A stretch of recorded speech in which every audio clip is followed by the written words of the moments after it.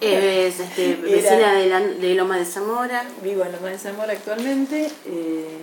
Mi esposo, quien era mi esposo, Juan Carlos Anzorena, está desaparecido desde el 12 de agosto del 79, en que fue secuestrado en el bar Galicia, en Pavón y Galicia de Herli, partido de Avellaneda.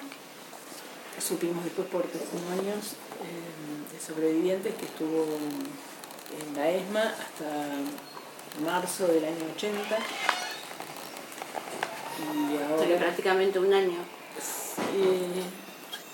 7 meses más o menos. 7 meses.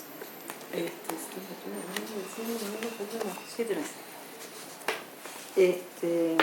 En que fue trasladado supuestamente en un vuelo. Es uno de los casos, de los casi 700 casos que están en el juicio que todavía se está llevando a cabo sobre lo que sería la mega causa ESMA. Bueno, eso como presentación. Bien. Bueno, lo que primero le vamos a preguntar es ¿qué recuerda de esa época con respecto a la AAA, ¿no? Digamos, esto estamos hablando ya del momento de la dictadura. De la dictadura, sí.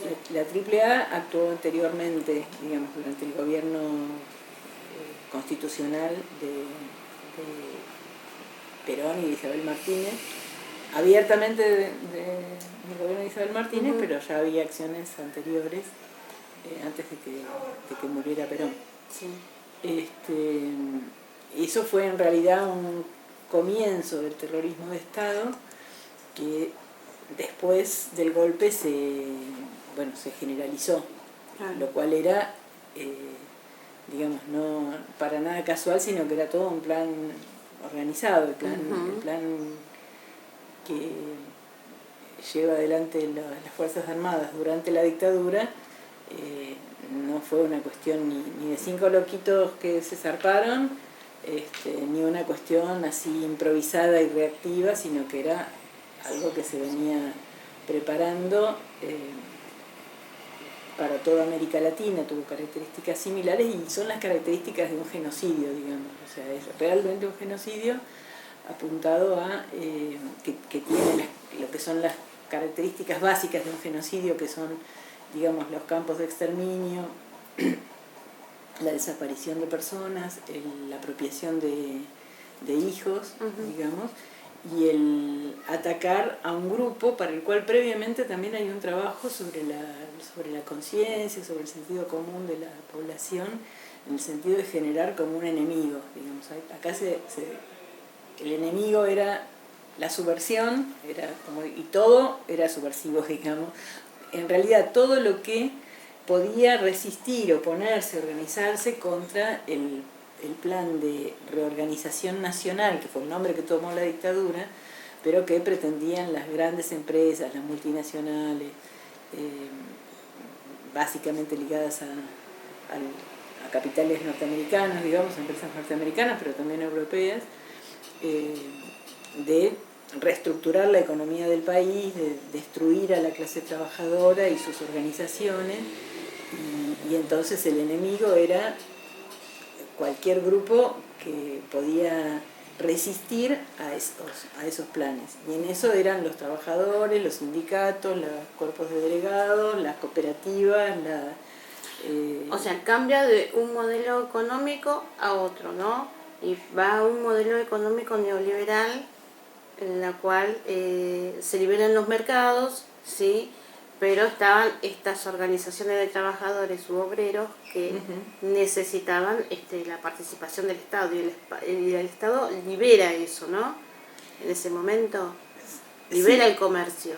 Claro, se libera el comercio exterior, digamos. En realidad, prácticamente todos los golpes de Estado en la Argentina tuvieron esta cuestión de abrir, de devaluar, de endeudar el país, digamos, o sea, directamente empezaron a funcionar, a relacionarse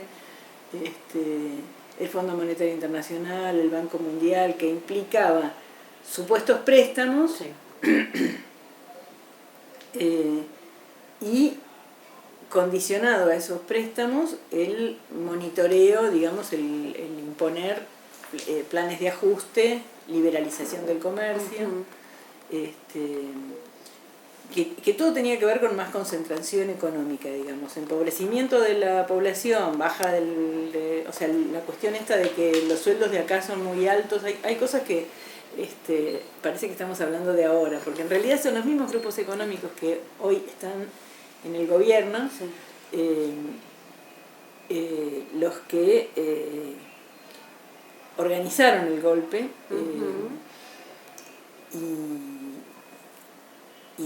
y toda la cuestión represiva, digamos, todo el genocidio de lo que podía obstaculizar sus planes. El plan económico que se aplicó en la dictadura lo habían intentado en el 75, pero en el 75 la respuesta de masas a eso fue enorme.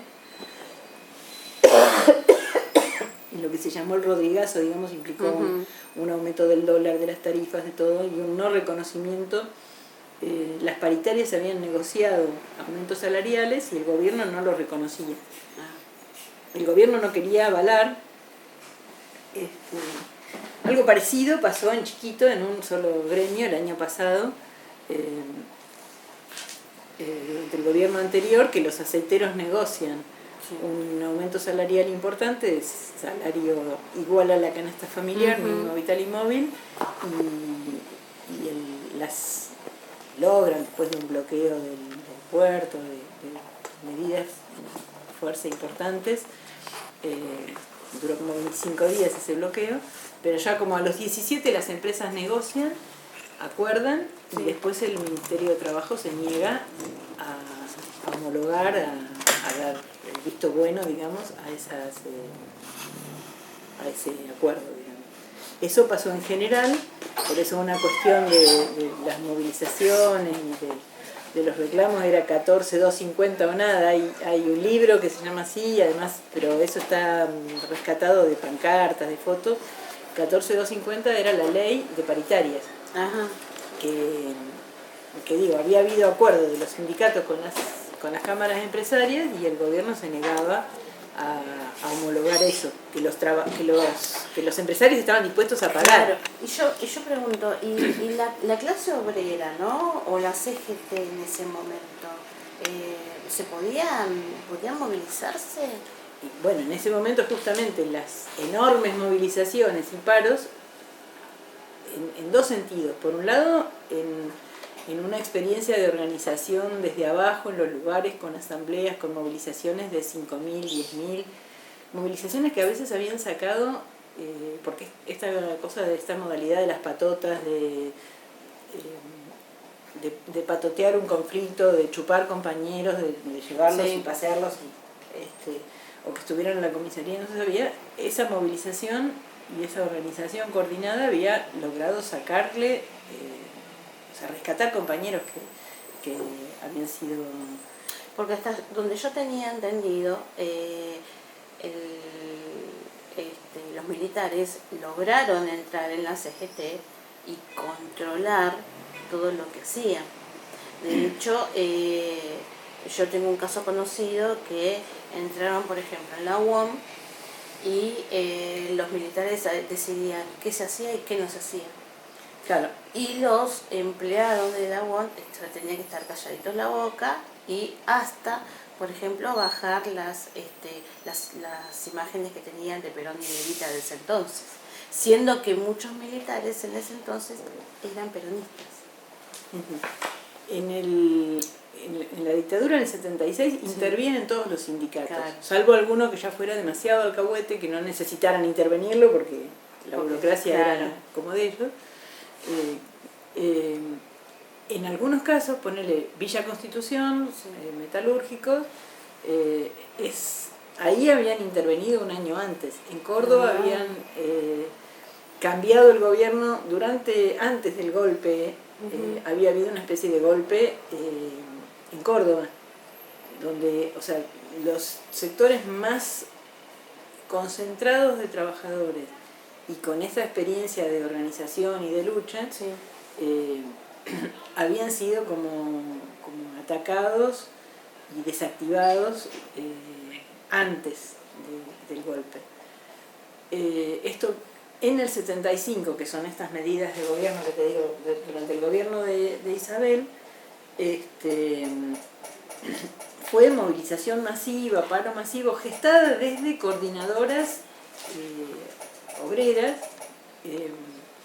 que se daban en zona norte, que se daban en La Plata, los lugares de más concentración, pero realmente, o sea, cuestiones representativas y que se reunían con mandatos de asamblea, pero además que producían movilizaciones multitudinarias, o sea, estamos hablando de 5.000, 10.000 personas en una zona que por ahí llegaban, ocupaban toda la Panamericana, llegaban a la General Paz.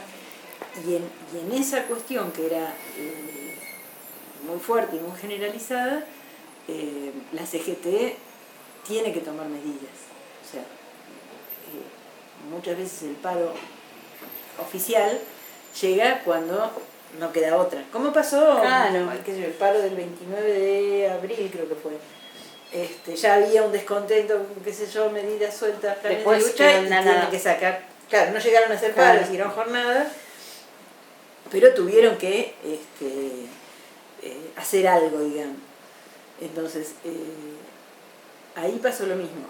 En el 76, entonces, el plan económico que ellos querían aplicar, no lo pueden aplicar porque la reacción obrera y popular se lo impide, digamos. Y eso avanzan, digamos, hacia el golpe.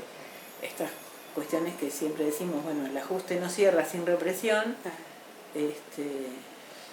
el nivel de movilización y de organización que había en ese momento, donde además es bueno decir que el porcentaje de distribución del ingreso, o sea, de lo que es el Producto Bruto Interno, de cómo se repartía, desde entonces para acá ha bajado muchísimo el porcentaje en que los trabajadores participamos de las ganancias, digamos, o de la redistribución.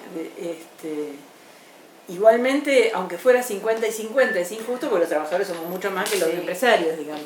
Pero de ahí para acá ha disminuido cada vez más. Aún con cuestiones de activación, de industrialización, digamos, cosas que pasaron durante el gobierno anterior, porque la productividad había crecido, o sea, si el salario creció 4 veces, la productividad creció 25, entonces siempre la distribución en sí no era tal, digamos. Y para ese entonces, así en sus recuerdos, ¿no? Estados Unidos, ¿qué papel jugaba en ese momento? Aparte de lo económico, ¿no?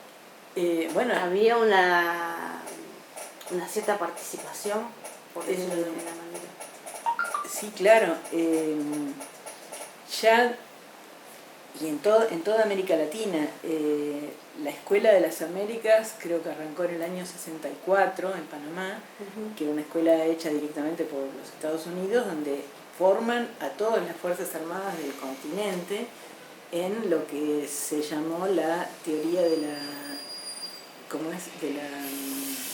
doctrina de seguridad nacional, donde el entrenamiento y la formación ideológica, digamos, a las Fuerzas Armadas era que se tenían que preparar para luchar contra el enemigo interno. O sea, la preocupación de ellos tenía que ver con digamos, había habido la revolución cubana, la liberación de Argelia,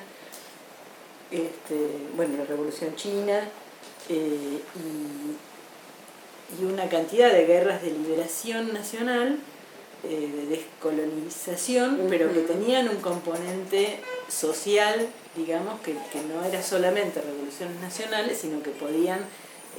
la revolución cubana no fue de entrada una revolución socialista, sino que el hecho de querer democratizar y cambiar, romper con la dependencia de Estados Unidos, para poder sostener ese proceso, definen, digamos, hacer una revolución socialista, digamos, o sea, que la burguesía, sobre todo la burguesía más concentrada, digamos, las multinacionales y eso, tienen que ser nacionalizadas, que en tanto los grandes monopolios, grupos económicos tengan los medios de producción, los trabajadores, el pueblo, no tenemos las manos libres, la posibilidad de realmente hacer los procesos que queremos. Entonces, ni la burguesía nos podemos confiar en que algún sector de la burguesía va a hacer una liberación nacional, porque después termina... que de hecho lo hubo en algún momento en América Latina, hubo algunos movimientos revolucionarios de liberación nacional, pero que con estas dictaduras que se dio masivamente en América Latina o en el Cono Sur, no fueron posibles que se desarrollen, ¿no? Porque fueron perseguidos, reprimidos, pero torturados, además siempre la burguesía como que se queda ahí y negocia, digamos. Claro. Y tiende más a reprimir al pueblo y a negociar con el imperio que a realmente ir a fondo. O sea, en cuanto le ponen obstáculos, y esto está pasando también ahora con los gobiernos, o sea, todos, bueno, Cuba ha estado atacado permanentemente, y ahí tenemos un ejemplo por ahí. El único que, a pesar de todo el ataque del imperialismo, puede sostenerse es el que tiene una definición socialista, y donde no es la burguesía la que gobierna diciendo déjenme a mí, los trabajadores no reclamen, que yo voy a cuidar por sus intereses. Claro. Y entonces no le vamos a pagar a los buitres, pero después pagamos a Chevron, o sea, muchos, digamos, de entrada tienen otra definición como gobierno. Los que aparecen con una definición no alineada directamente con lo que pretende el imperialismo yanqui, a veces también negociando con otros, dando participación, que Europa, que los chinos, que esto, que el otro, y lo quieren hacer como llevando las riendas y no dando real participación a los trabajadores. Si son bien intencionados, si realmente tienen esa limitación, y muchas veces es onda jarabe de pico, digamos, si no quieren realmente ir a fondo, sino que a veces, como pasó con la burguesía, muy notoriamente con la burguesía brasilera, lo que buscaba era ubicarse en mejores condiciones, negociar con Estados Unidos desde una posición de más fuerza, por lo cual se aliaba con otros países que le permitieran ganar fuerza para negociar en mejores condiciones. Como por un lado Estados Unidos no quería que América del Sur sea otra Cuba, ¿no? El miedo que tenían, claro, de que no haya este tipo de revoluciones, y la CIA, ¿no?, interviene en estos países como Argentina, Chile, Brasil. Claro, sí, bueno, está el Plan Cóndor, la intervención directa de la CIA, está también escuelas de formación que hacen hacia los sindicatos, o sea, la burocracia, los sindicatos desde el 60, más o menos 50 y pico, para acá también hacen como que hacen cursos, negocios, distintas cosas como para ganarlos. Y preparan a los militares de mayor jerarquía, ¿no? Claro. Para entonces, que puedan sostener esta política, ¿no? El neoliberal y económica creo que también lo es, ¿no? Sí, o sea, fue todo un plan en ese sentido, que bueno, se expresó de distintas maneras.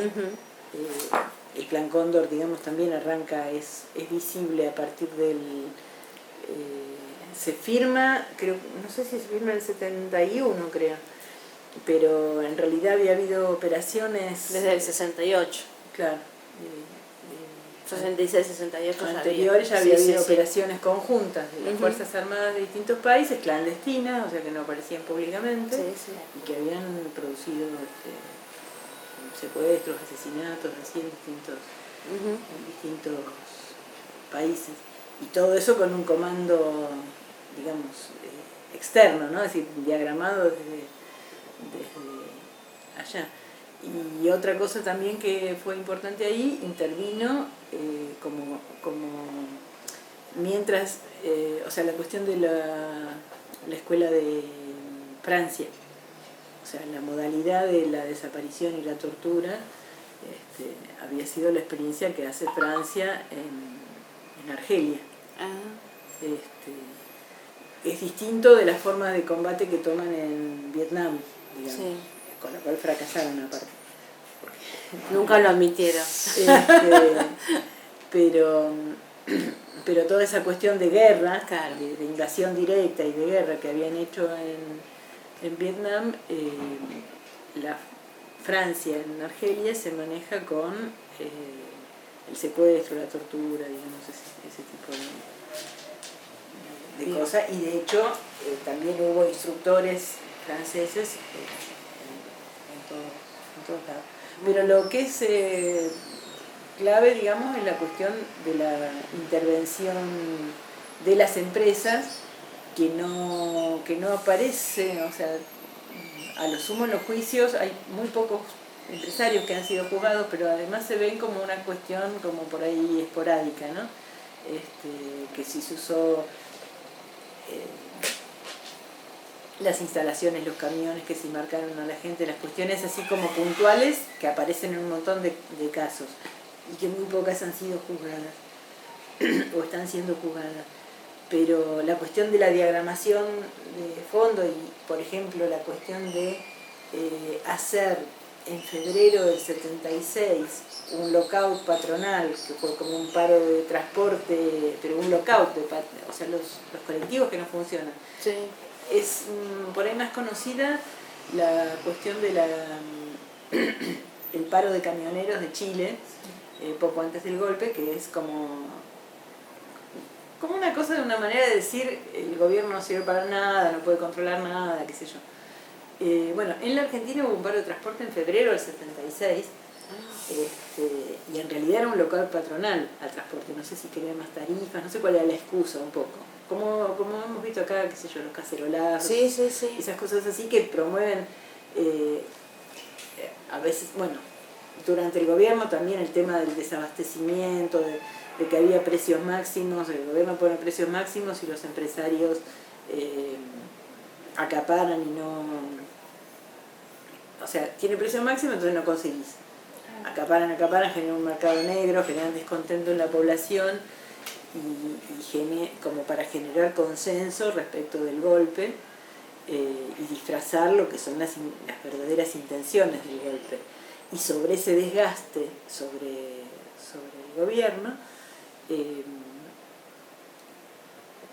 digamos, las medidas directamente, abiertamente empresarias, como fue ese paro de transporte, como generando una situación de caos que habilita de alguna manera, es como decirle, bueno, ya claro, acá no queda más nada que hacer que los militares tomen el claro, gobierno directamente. Yo recuerdo que en la época de Isabel era como gran escándalo el aumento de la deuda externa, que ponele había pasado de 5.000 millones a 7.000 millones, y pasó durante la dictadura de 7 a 43 durante ese gobierno, pero además de esos ponele 35 que se sumaron, 20 y pico era deuda empresaria que fue estatizada. O sea, las empresas tomaban créditos internacionales,